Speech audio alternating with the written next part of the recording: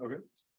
All right. So we're working within the ExaStar collaboration in the East. And you see it's a pretty big multi-institutional project that has spanned a couple of years, and we're a diverse background of people. We have astrophysicists, we have computer scientists, we have people that work on performance of the codes, and all coming together to basically do multi-D simulations with core collapse supernovas at the exascale. Then here's an obligatory multi-messenger sources slide. I've put binary black holes on them because of the recent exciting results from nanograph. Maybe they're going to detect some supermassive binary black holes in gravitational wave at some point. But basically, we have 4 fundamental forces that are all at play in these complicated systems in the sky, and we detect them via gravitational waves, electromagnetic radiation, and neutrinos. And in the simulation domain, our work is to take physics and theories, run them through computers, basically do experiments on large computers, and then contrast them with observations. All right, I wasn't sure, given that's a workshop and there's lots of students around, so let's dive briefly into core collapse supernovas, which is the death of massive stars, so larger than 8 solar masses. And the basic picture is that after billions of years, the star has burned all the helium through fusion, and it basically starts layering up heavier and heavier elements. With the core is composed of iron and iron P type elements, which are stable to further fusion and fission, right? So you cannot extract more energy by going up and down. And the silicon will keep on burning at the base of the silicon shell, and at some point the mass of the core increases, and it starts collapsing when it's larger than its Chandrasekhar mass, and the degeneracy pressure is not large enough to halt gravitational collapse. At some point during the collapse, the core will actually reach supernuclear densities and become opaque to neutrinos, and at these densities as well, the nuclei stiffen, so there's a phase transition, which launches a bounce shock from the newly formed protoneutron star. And while the shock is formed and is starting to travel out from the protoneutron star, it will actually travel through the rest of the infalling core. So material keeps on falling on, and it will start eating and associating the infalling nuclei to free nucleons. And while doing that, it loses its strength to dissociation of the nuclei and neutrinos, and at some point stalls around 50 milliseconds post-bound at a radius around 100 to 200 kilometers. And the inner regions still start falling down and basically keep on hitting the stalled shock. And there's some accretion that goes through the shock onto the protoneutron star, which results in the emissions of neutrinos of all 3 flavors. And the electron type neutrinos are basically then absorbed by free nucleons in the region of net heating between the protoneutron star and the shock. And basically one of the questions in how that works is how to connect the liberated gravitational binding energy of the core to the actual expulsion of the outer layer of the star. So you somehow have to take that energy that you liberated and turn it into an explosion. And it turns out that neutrinos are basically the main mediators of that. So in the gain region, you keep on heating the material, there's convection going on, you might have instabilities of the standing shock, and all that basically then turns out in a large, multi-dimensional and complicated structure that starts expulsing the rest of the star. And if you want to model that, then numerically, it's an extremely complicated multi-physics, multi-scale, and multi-method problem. So we have GR, you have hydrodynamics, continuity equation, you have conservation of momentum, which is matter, electromagnetic radiation, neutrino radiation. You have source terms there. Of course, if you discretize your equations, you will get source terms from the space-time as well. You have magnetic fields, and as Francois was telling us earlier, you have to solve the Boltzmann equations in order to do the neutrino transport. So that's the GR Boltzmann equation, which is you have a 6-dimensional phase space in space and then momentum. And you have collision terms, which basically encode how the neutrinos interact with the fluid through weak interactions.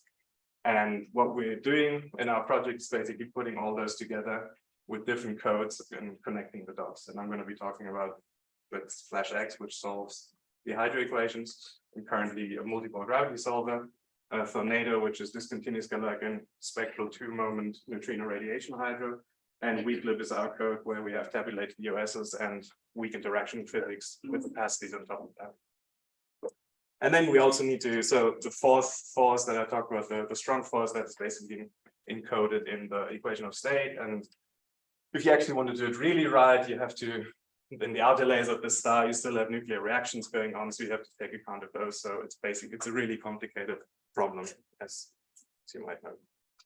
So what's basically happening is, given that the neutrinos, the densities and the temperatures are so high in that Gaussian region that the fluid is opaque to the neutrinos, so you have lepton and form momentum exchange between the fluid and the neutrinos. So you still have continuity of matter, but now the stress energy of the fluid is actually going to depend on the interaction with the neutrinos, and there's a sum there over the species, and you have to do phase integrals over the collision terms. So Francois was talking about that earlier, that you need to, those collision integrals need to be spectrally resolved, and I'm going to show later how we do that.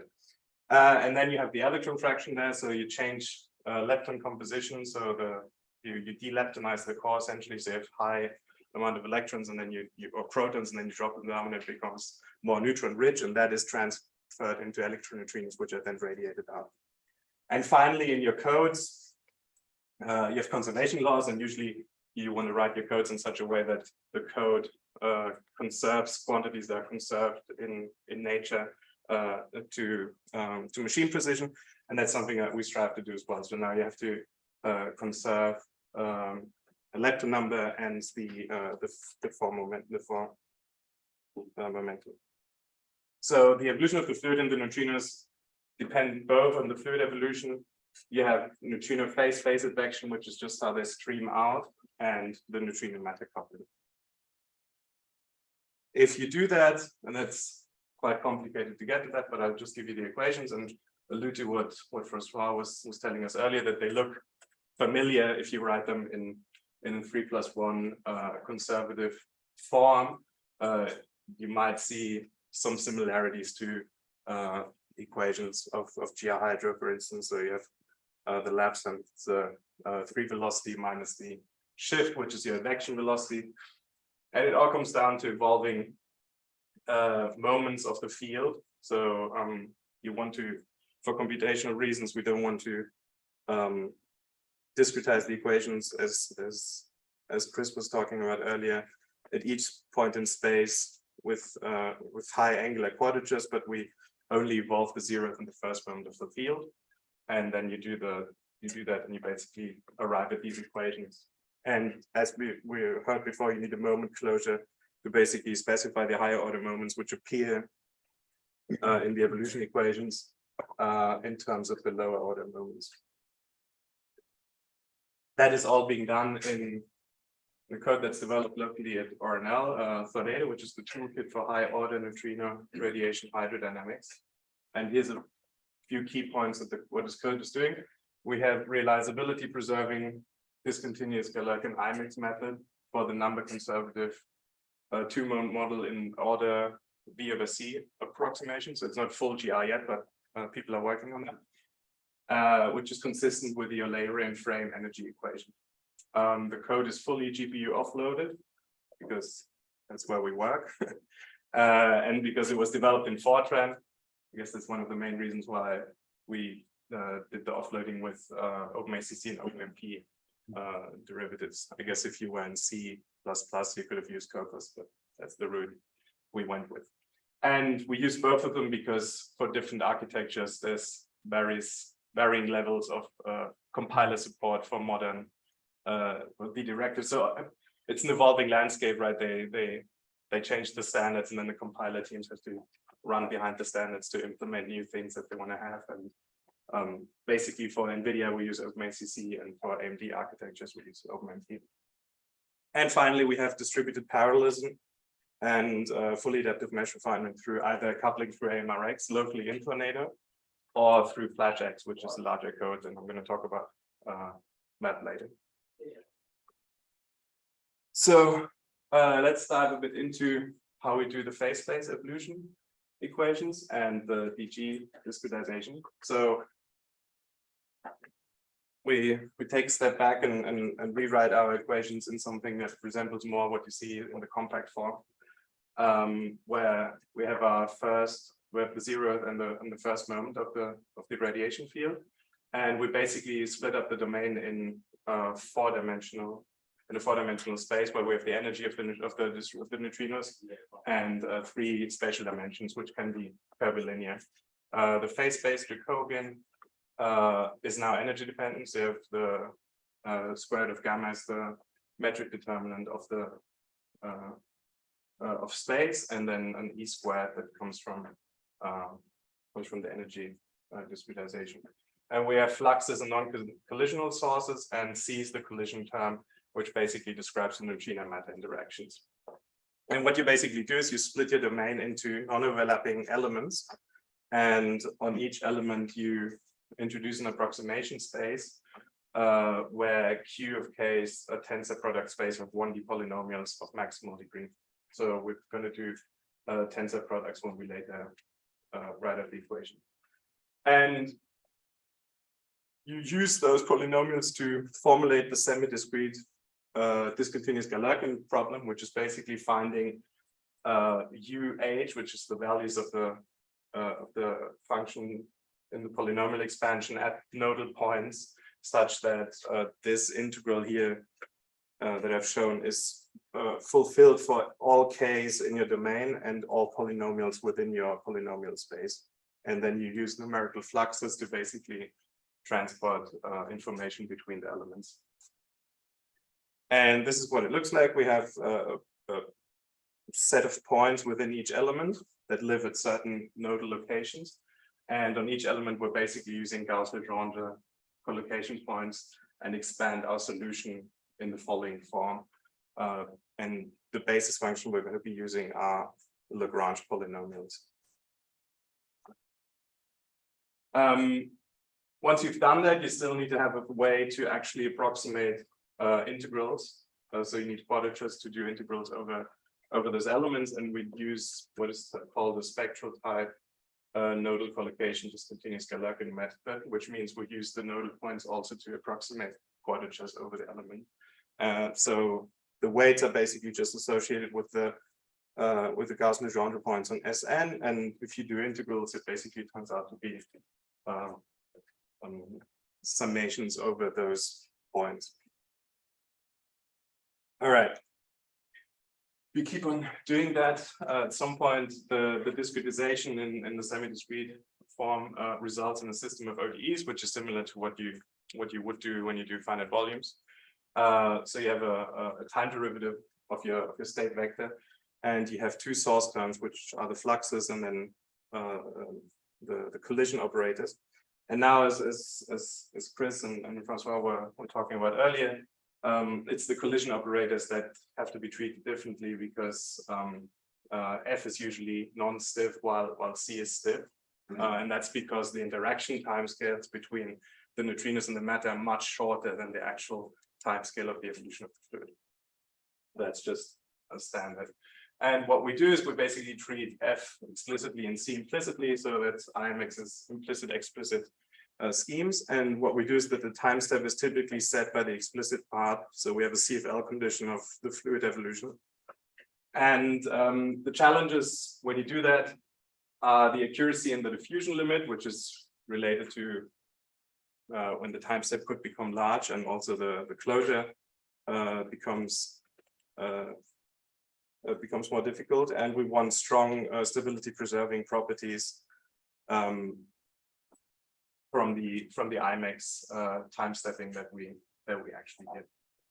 And of course, as we've heard before, the computational cost of the implicit sort can be huge because you need to invert a large system. And what the people that developed the code have actually done is to, in the neutrino matter solve, we have a nested algorithm. So we basically have the update of the zeroth and the first moment of the neutrino field, which we write as a fixed point map and use the state vector of the fluid. and the fluid sources are also updated. So those are the updates that come from the coupling to the neutrinos, so the momentum and lepton number exchange. You still have your fluid evolution that comes from the advection of fluid due to the Euler equations on a separate path. And by writing both of them as fixed point maps, we can actually solve that system in a nested manner, where we first update the fluid state vector in the DG discretization. And then in the iteration, we actually update the primitives of the neutrinos. And by doing that, has some nice properties. The first one is that we only need to do an opacity interpolation of those collision terms in the outer loop. So you don't need to interpolate the opacities 10, 20 times in the inner iteration. So that saves you time. There's no need for a Jacobian here, and there's no need for the solution of a dense linear system. And we can apply Anderson acceleration to both the outer and the inner loop. And the way it is written, it's straightforward to extend for additional opacities. So it's a generic framework that we can now build on top of and move forward. All right. The final thing I'm going to talk about with regards to the formulation of the evolution equation for the neutrinos is how we actually couple to Flash X. So Flash X is in a way similar to the Einstein Toolkit, a large fluid dynamics code that has a rich history, and they've some scheduling, and they've I/O and all those things, and you can write your fluid codes on top of their existing infrastructure. And so we use the hydrodynamic solver within Flash, and then have to couple that to the DG evolution of the neutrino fields. And the way we do that is to basically have the fluid live in both the finite volume and the DG representation. And this is how it looks like. So we have an element K, and we basically cover multiple finite volume cells with a single element in tornado. And then you can go back and forth between the two representations by basically doing requiring that the integrals over the finite volume cells are equal to the integrals over the DG cell. And that gives you a lossless way of going back and forth between the two grids. So we have two different representations of the fluid fields that lives in both finite volume and DG. And I added little Einstein down here, who says, what about me? So that's one of the possible avenues going forward, is to take Tornado, which does everything locally on a block-based basis, that you could marry it to other codes that do similar things. So it might be something that we can talk about with people. All right, so that was what Tornado is doing in Flash, how we solve the spectral two-moment system. And I'm going to talk a bit about what I've been actually working on in that project, which is Weaklib, which is our library for tabulated equations of state and collision kernels. So here's what that collision operator actually looks like. It's a nonlinear function on rho t, ye, and neutrino energies for different processes. So you have emission absorption, you have scattering processes, and pair processes. And those depend on linearly on rho t, ye, and the energy. And what we usually do, we have with code that can take existing EOS tables, write our own version of it, and then we build those opacity tables on top of existing EOS tables. So yeah, we'll have the same resolution. Let's say you get an SFHO table from somebody, you can use Weaklib to build those opacity tables on top of the SFHO table that you have with a given resolution in neutrino energy that you want. So they're spectral opacity tables.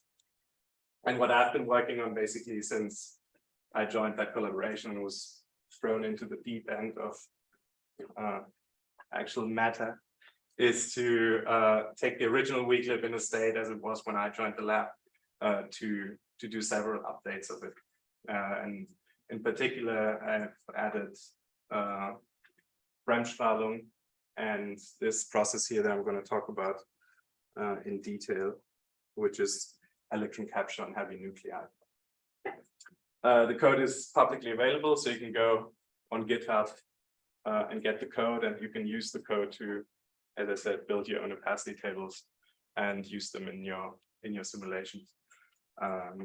You do any feedback, be happy to help. Just give me a shout and we can talk about things.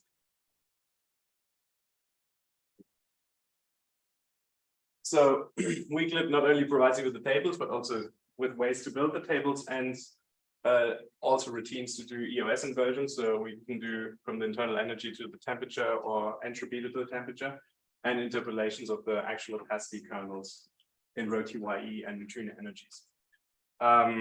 Weeklib, as well as Tornado, is fully accelerated using OpenACC and OpenMP offloading. And here's an example code where we basically switch between OpenMP and OpenACC and OpenMP offloading and normal OpenMP at compile time, giving compiler flags, and then we have if-def macros basically wrapping all our loops and doing the data management and everything explicitly. Here's a quick look at what speedups we actually get on both Summit and Frontier when we run a sample relaxation problem. So you see that we actually see a large speed up between the CPU and the GPU versions.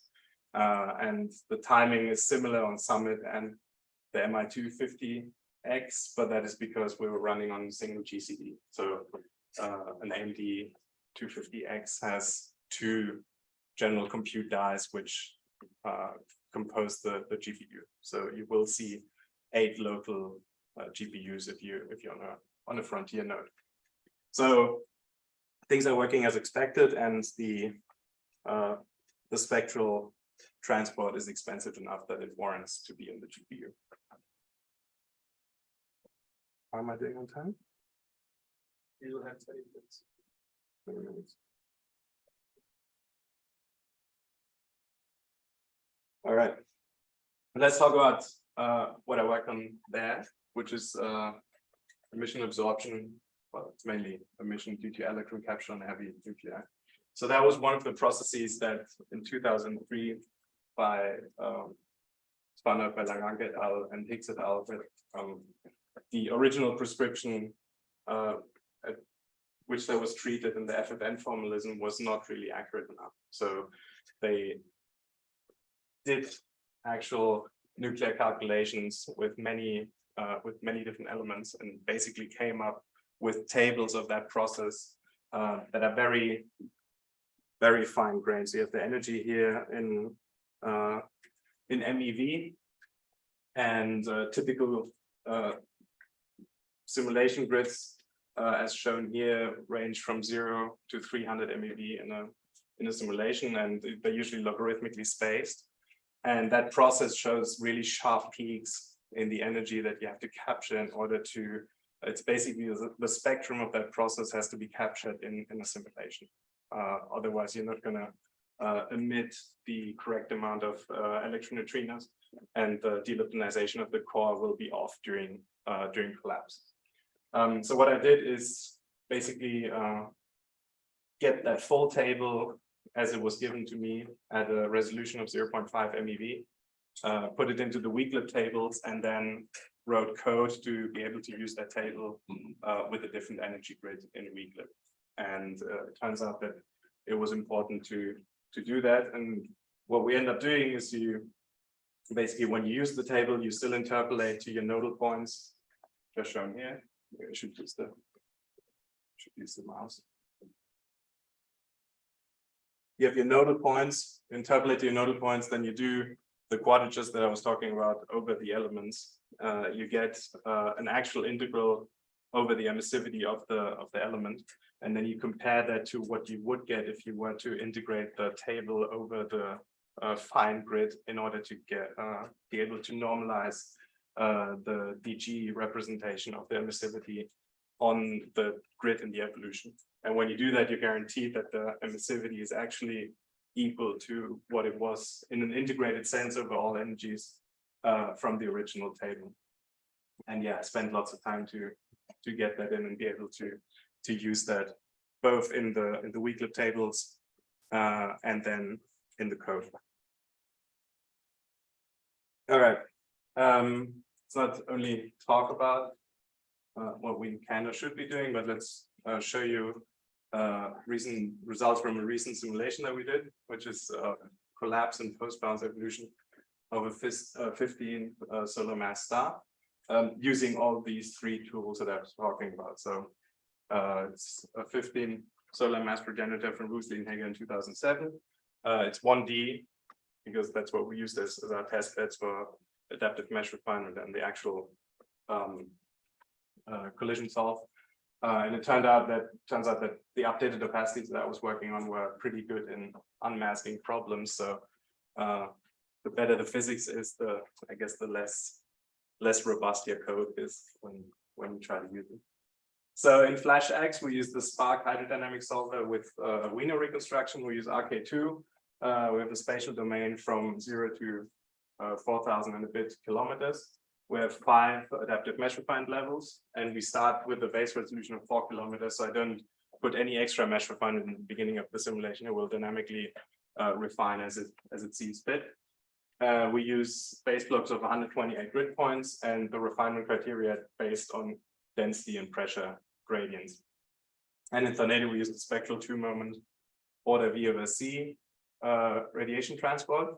We use 16 energy elements with 2 nodal points, so linear polynomials with it, which gives us an effective resolution of 32 points in energy from 0 to 300 MeV. We evolve all 6 species, and we use the updated opacity set from Wheatley that I was working on, and use the SFHOES table from Wheatley as well. And here's the results. So if the white line basically indicates bounds, which are defined as when the density reaches 3 times 10 to the 14 grams per cubic centimeter. And you can see how we start with a single resolution, and then as you get closer to bounds, you basically dynamically refine in the core. You see how the star is deleptonized during the collapse and settles to a YE of around 0.23.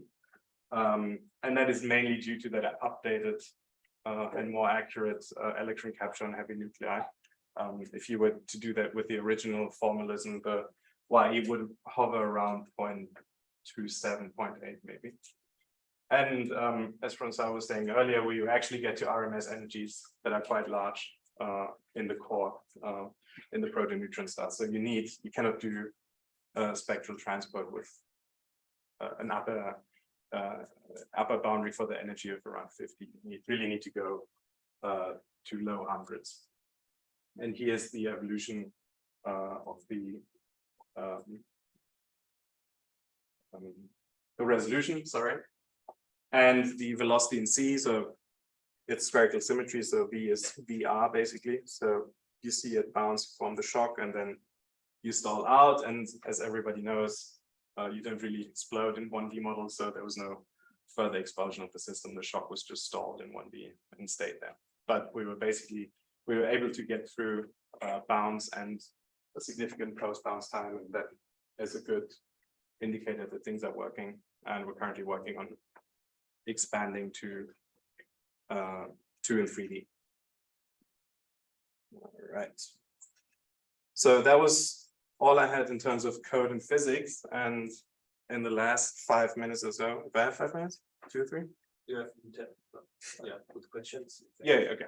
So I'm going to talk a bit about computing resources and programs at the OLCF. So I work at the Leadership Computing Facility, and we've heard in a couple of talks now that we need exascale machines, and those exascale machines are GPUs, so your code needs to be on GPUs. And talking to people in the field, I feel like there's a, disconnection between what people think the DOE machines or who they are for and what they're for and what they're actually for. And it often feels like people don't realize that you guys have access to these resources. So there's 2 big programs that account for the majority of compute time on our machines. One is the InSight program from DOE, which is open science. So you can, if you have good science that runs on our machines and is large enough, you can apply for it. You don't have to be DOE affiliated. You don't have to be working in the US even. It's open for everyone and all science. The only thing you need to be able to show is that you actually need access to the resource. So you cannot just say, I want, I don't know, run a couple of 10-node jobs over the year. You need big proposals, and they need to be capability computing, which is using 20% of the machine.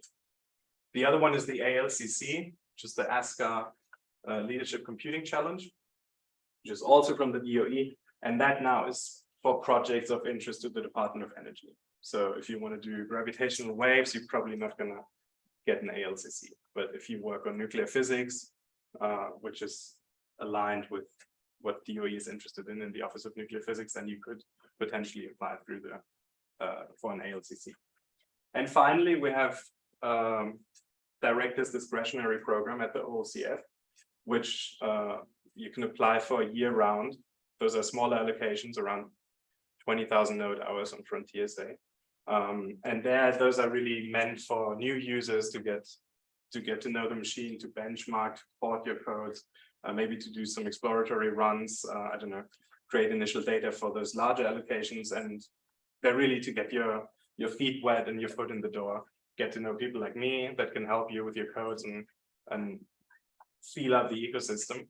And those you can, I mean, they're not, the proposal is not nearly as large as those big allocations. So those are really a cool program that we have at the OCF for new users to get in and get their codes in the machines and start working on things and start using our machines as opposed to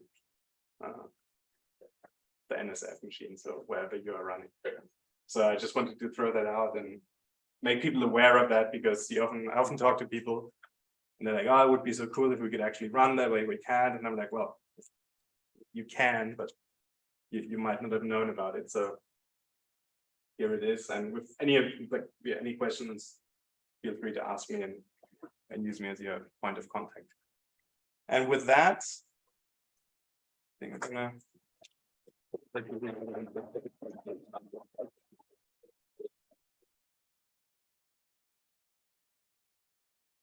Okay, any questions? Yeah, well, computing questions, I can wait until after there were science questions. But basically, you were saying you're using OpenACC to optimize, to offload the computation to GPUs for the code that uses MREX for mesh refinement. And right now, No, our own code. your own code. Okay. Yes. Okay. Then the question is answered. So AMRX still does their own thing. Okay. But everything we do with the radiation and weaklib is under the hood and managed by ourselves. Okay, because So you're not depending on MREX's grid or anything. It doesn't matter to you. Exactly. Okay. So you init a patch or a block with AMRX, and then you also initialize that one in Tornado. Mhm. And then Tornado will make sure that doing an initialization, loading the opacities onto the GPU, get everything in, and then it just starts running. Okay. But you still need to communicate back and forth into the whole finite volume to DG mapping Right. at every time step. But they're separate things. So Those are separate things. So it's really a block local code, and then use that different bigger toolkit to do the multi-node parallelism. Okay. Which is why I was thinking about if it might be interesting for the engine toolkit, because it would be the same concept, right? You'd have blocks and you just the whole finite volume to DG is a bit, I mean, we always pick the same number of degrees of freedom as finite volume cells spanned by one element. So I guess that limits you a bit in how your base block can look like in the finite volume domain. But that's about the only limitation. Yes.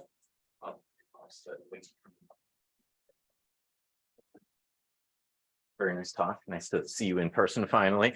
I guess one quick note more on the reconstruction going from finite volume to DG. We found that doing dimension by, so the Dumpster paper does all 3 dimensions at once. Yes. We found doing 1 dimension at a time is a lot faster and more stable. Useful note. Okay. because it is just Cartesian products, right? So you can do dim by dim by dim. It's a little bit stronger of a constraint, but it's like 20 times faster. Okay. So that might be useful.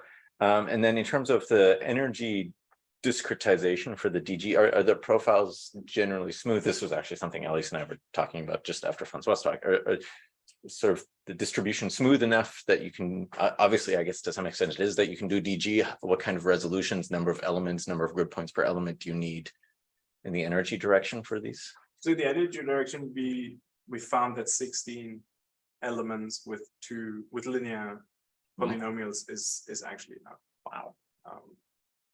So That's from 0 to 3. yeah, that's nice. Actually, that's Yeah. And then You have to limit okay, the equilibrium distribution though, right?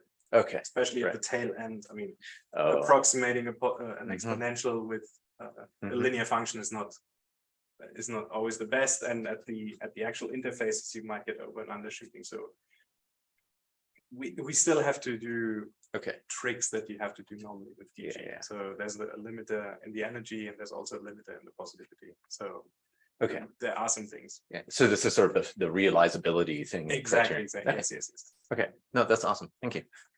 But there will be a big methods in code paper hour. Hopefully I'm soon. Looking forward to it. Yeah. This would be great. Thank you. There's also a question online. Okay. From Zach. What is the review process for computing time requests on ORNL resources? Okay, so for the DD proposals, they're basically sent to the center, and then the director of science sends them out to staff members like me. We review them, and then it's in the name. He has the discretion to award them. So it's a couple of pages. You have to show what you want to do. What your previous experience with the GPU is, if the code is maybe running on the GPU already, but it's not nearly as stringent as the other two. The other two are really, those are huge allocations, usually on Frontier. They're on average 700,000 node hours for a year. You have to apply early enough, they get in, and then the review process for Insight is a 2-stage one. So they're first being sent out to staff scientists at ORNL and Argonne, which is the other Argonne National Lab, where the other leadership computing facility is. We do a computational readiness review before they're actually being sent to a science panel. So you have to pass both a readiness stage showing that, as I said, if you have a code that runs on one CPU node and you want to now use 10,000 Frontier nodes on GPUs, and you say, well, please give me time, you're not going to pass the computational readiness stage. And if you pass the computational readiness evaluation, then it's still being sent to a different science panel. So if you want to write such a proposal, talk to me. I can help you with what I, as being a reviewer of those for the computational readiness part, what we want to see, what you should have in there. There should be scaling plots. You should have a clear path forward. You should show your node number calculations and everything match up. But in part of the science, that's where my help to you kind of ends, right? You still have to pass that, just as you would if you, apply for a Frontera proposal, right? People will still judge your science and see if it's worth to be used on the resources.